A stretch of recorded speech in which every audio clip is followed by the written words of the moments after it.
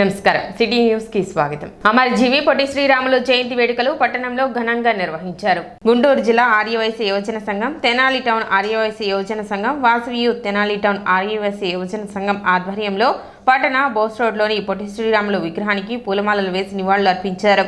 ఈ సందర్భంగా ఆంధ్ర రాష్ట్ర సాధన కోసం ఆయన చేసిన త్యాగాన్ని కొనియాడారు. కార్యక్రమంలో నాలం రజని, కొప్పరావురి హరికిషోర్, కోరపాటి రవి, మధ్యరాం కోటేశ్వరరావు, గుర్రం శంకర్, దేశు రవి, కొత్తమాస్ రామకృష్ణ, అనిల్, అమర్, డాక్టర్ శేషగిరి, బొమ్మిశెట్టి మహేష్ మరియు ఆర్యవైశ్య మిత్రులు తదితరులు పాల్గొన్నారు.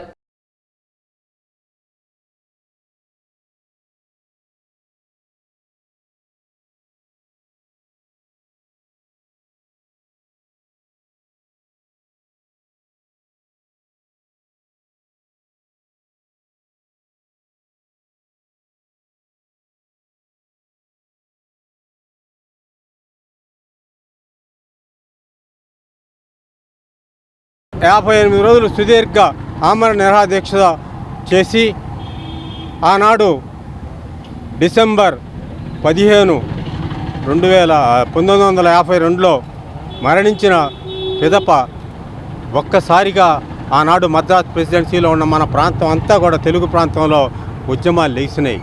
ఆ ఉద్యమాలని చలార్చడానికి ఇక్కడ ఉన్న కాంగ్రెస్ వారు ఏనాడైతే ఆనాడు వారి దీక్షకు మద్దతు ఇవ్వలేదో జవహర్లాల్ నెహ్రూ గారి దగ్గరికి వెళ్ళారు. ప్రధానిగా ఉన్నప్పుడు వారి ఆనాడు 2 మెట్లు దిగొచ్చి భాషా ప్రయుక్త రాష్ట్రాల కోసం ఏదైతే మన పొట్టి శ్రీరాములు గారు త్యాగం చేశారో దాన్ని గుర్తించి ఆంధ్ర రాష్ట్రాన్ని అవతరించడానికి ఆయన సుముఖంగా ఓపెన్గా డిక్లేర్ చేసిన రోజు 38 సంవత్సరాల 15 రోజుల క్రితం పొట్టి శ్రీరాములు గారు మామ ఆర్యవైశ్య యువజన సంఘం రవి, నేను కొంతమంది బ్యాచ్ పెట్టాం. ఆ తర్వాత రోసయ్య గారు ముఖ్యమంత్రి ఉండగా కాన్స్వీకరణ పెట్టాం. మళ్ళీ ఈ రోజున గుంటూరు జిల్లా యువజన సంఘ సమాఖ్యలో మన కిషోర్ నాయకత్వంలో చేస్తున్నాం. చాలా సంతోషంగా ఉంది. ఎందుకంటే నేను కూడా ఆర్యవైశ్య మహాసభలో, నా వయసు పెద్దదే, నేను ఆర్యవైశ్య మహాసభలో ఈ సినిమా పనిచేస్తున్నాను. మరి ఈ విగ్రహానికి చరిత్ర ఉంది. ఏ నాయకులు ఎవరు చేసినా కూడా నేను ప్రసవం చేస్తూనే ఉంటాను. ఇంకోటి ఏంటంటే చంద్రబాబు ఎవరు ఇన్నాళ్ళైనా కూడా గుర్తించిన రోజుల్లో మన మహానుభావుడు చంద్రబాబు నాయుడు గారు వాడు సీఎంగా ఉన్నప్పుడు నెల్లూరు జిల్లాని పొట్టి శ్రీరాములు జిల్లాగా నామకరణం చేయించాడు. ఆ రోజున అది గొప్పతనం.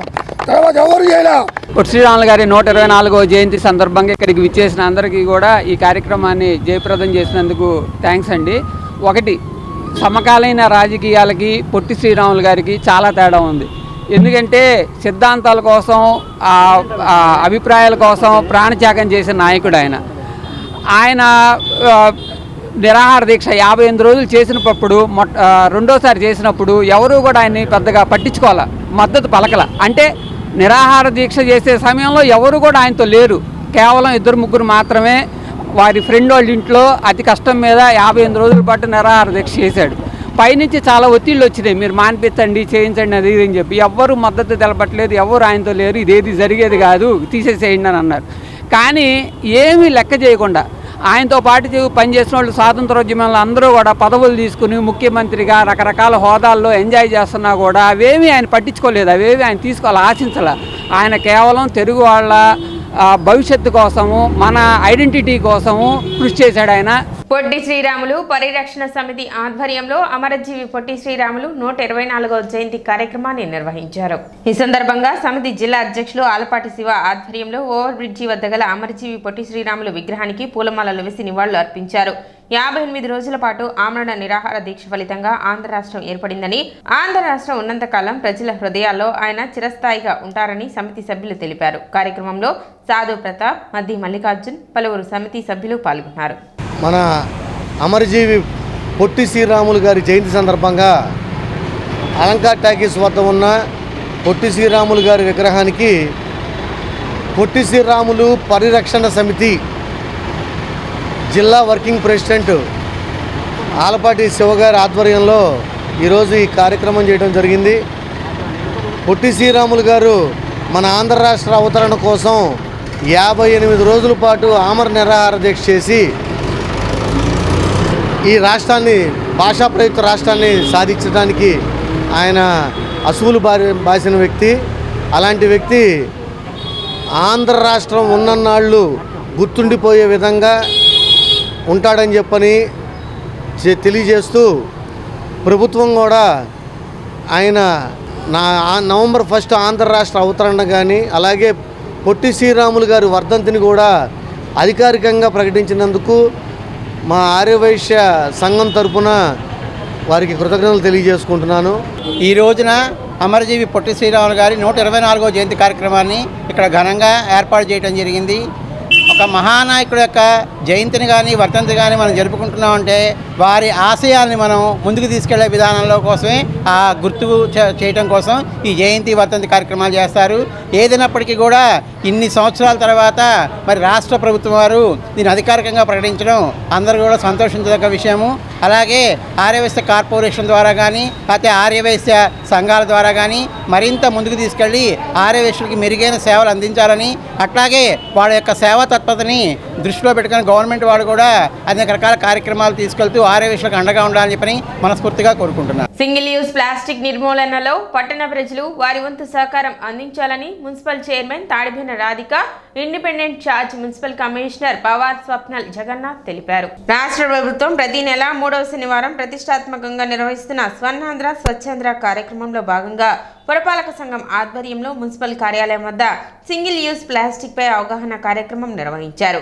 ఈ సందర్భంగా ప్లాస్టిక్ వలన సంభవించే అనర్థాలను ప్రజలకు తెలియజేశారు. 120 మైక్రాన్ల కన్నా తక్కువ మందం కలిగిన ప్లాస్టిక్ ని నిషేధించడమైనదని, ఆంధ్రప్రదేశ్ ను స్వర్ణాంధ్ర స్వచ్ఛాంధ్రగా తీర్చిదిద్దే క్రమంలో ప్లాస్టిక్ నియంత్రణకు ప్రభుత్వం చేపట్టిన కార్యక్రమాలలో ప్రజలు, వ్యాపారులు భాగస్వామ్యం కావాలన్నారు. తొలుత స్వర్ణాంధ్ర స్వచ్ఛాంధ్ర ప్రతిజ్ఞ చేశారు. కార్యక్రమానికి సహకరించిన పలువురు దాతలను ఘనంగా సత్కరించారు. ఈ సందర్భంగా ప్లాస్టిక్ కలెక్షన్ సెంటర్లను ఏర్పాటు చేసి వేస్ట్ ప్లాస్టిక్ ను అందించిన వారికి బహుమతుల కింద టమాటో, పంచదార, సేమియా, కోడిగుడ్లు, పాలు అందించారు. ప్రభుత్వానికి స్వచ్ఛ తెనాలి స్వచ్ఛ ఆంధ్ర ఈ క్యాంపెయిన్ సంబంధించి సహకారం చేయండి. నా సహకారం లేకుండా plastic ban will not be successful. From today onwards, we are going to impose a fine whoever using the single-use plastic, especially vendors in the marketplace. So I ask all municipal employees also to make sure that you are imposing fine. First of all, you are giving them proper information why we are doing plastic ban, and then only we are imposing fine. We don't want any coercion, but at the as a last resort, we have to impose fine and other punishment. So my sincere request to all Tenali citizens, please help government in ensuring the plastic ban. It is for your safety, it is for our city, our Swachh Tenali. కార్యక్రమంలో commissioner Bandi Seshana, assistant commissioner Lakshmipathi, councillors Gogineni Manasareddy, Jaipal, Harera, Vasantharao, Brahmeswararao, Annam Pinnarao, Pedalanka Lavanya, పురపాలక సంఘ సిబ్బంది పాల్గొన్నారు.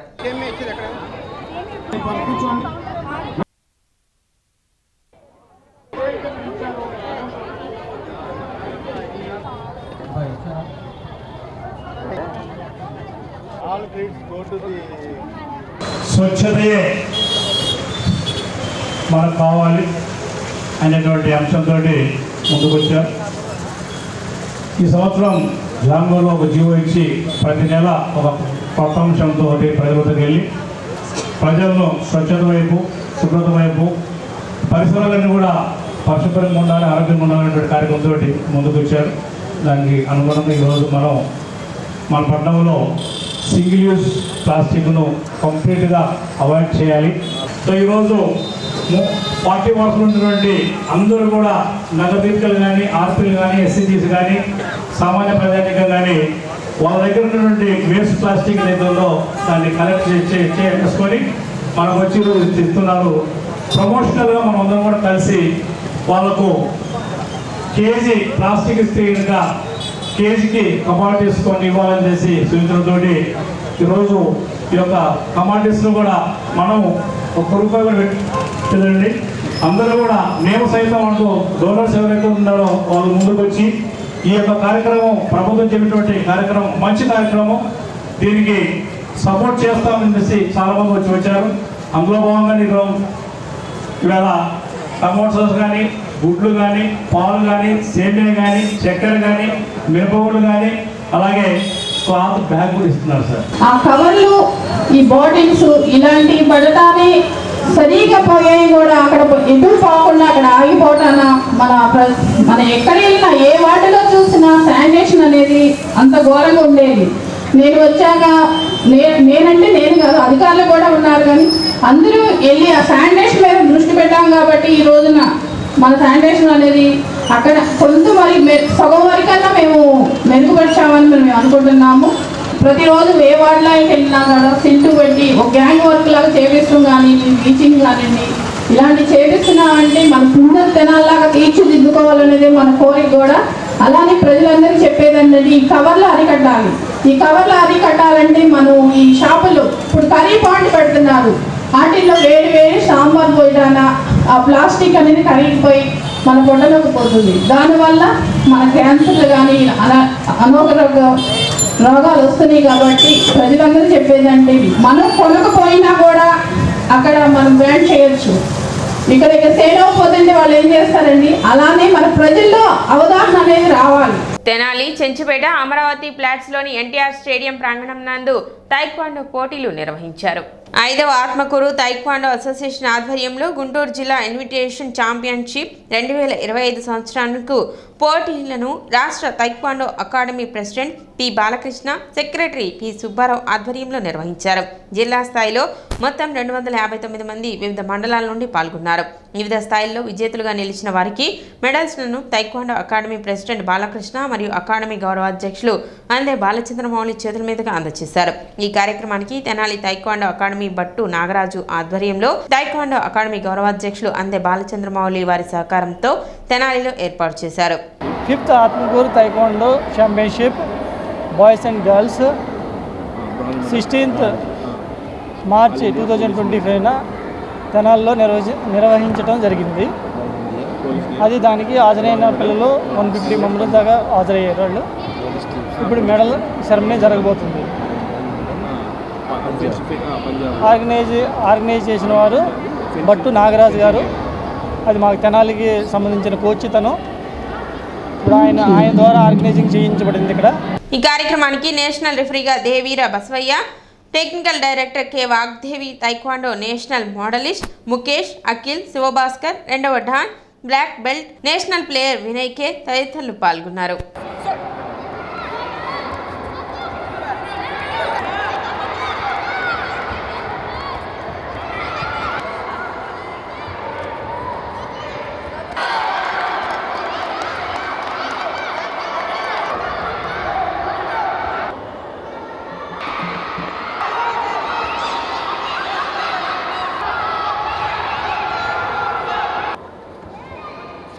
Taekwondo academy Tenali వారి తరఫున జిల్లా వైద్యుగా మన Tenali NTR stadium నందు కరాటీ పోటీలు నిర్వహించడం జరుగుతుంది. ఈ కరాటీ పోటీల్లో రాష్ట్ర వ్యాప్తంగా అందరూ ఛాంపియన్షిప్ అందరూ కూడా వచ్చి పాల్గొనడం జరిగింది. సుమారు 350 మంది దాకా పిల్లలు పాల్గొని వివిధ రకాల మెడల్స్ను ఆపాదించడం జరిగింది. కాబట్టి ఈ తైక్వాండో వల్ల పిల్లలకు శారీరక శ్రమ, శరీర సౌష్ఠవము అన్నీ జరిగితే మానసిక అభివృద్ధి కూడా జరుగుతుందని అందరికీ తెలియజేయడం జరుగుతుంది. అందరూ కూడా ఈ పిల్లలను ప్రోత్సహించి వివిధ రంగాల్లో నిష్ణాతులుగా తయారు చేయడానికి అందరూ సహకరించాల్సిందిగా కోరుచున్నాం. తెనాలి మండల జగడగుంటపాలెంలో శనివారం అగ్ని ప్రమాదం సంభవించింది. ఈ ప్రమాదంలో గండికోట యేసుబాబు ఇల్లు పూర్తిగా అగ్నికి ఆహుతై అపార నష్టం వాటిల్లింది. విషయం తెలుసుకున్న ఎమ్మెల్సీ ఆలపాటి రాజేంద్ర ప్రసాద్ సంఘటనా స్థలానికి వెళ్లి బాధిత కుటుంబానికి 10,000 రూపాయలను తక్షణ సాయం కింద అందజేశారు. కార్యక్రమంలో పలువురు టీడీపీ నేతలు, కార్యకర్తలు ఉన్నారు.